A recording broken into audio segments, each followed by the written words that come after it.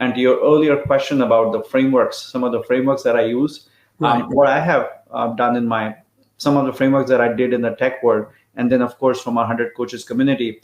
So I put this together in my own little format called the macros for the CEOs and for the leaders. What I mean by the macros is it's an acronym for M, where M is basically the mindset. When I start working with CEOs and leaders, I first Right. work to shift their mindset into the one which is more positive and the one that can work great for their teams and for their businesses and for their customers.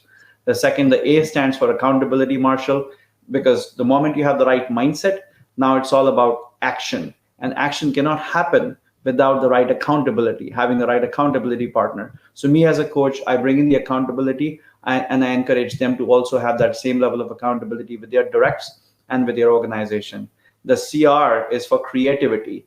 And this is where I encourage the leaders to think outside the box, to look outside of their industries where they can look for best practices and bring them in. As an example, I also help them bring some best practices from the tech world into healthcare, into manufacturing, into robotics, and so much more. The O stands for being organized.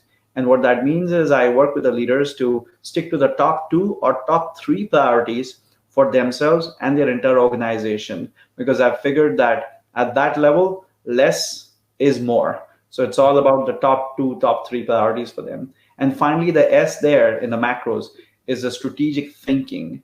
What I figured is that CEOs can hire great operators. They can get a COO in place. They can get a chief technology officer in place, but they themselves then need to get the time back so that they can bring that strategic thinking themselves. And what that means is looking at where the market is headed, what are the trends, what kind of industries are they attracting, and how should they create new customers and new business opportunities so that then they can lead that company in the right direction. So that's a macros framework that I've implemented successfully at some of the Fortune 100 companies and the leaders there. Yeah, I love that. I love that.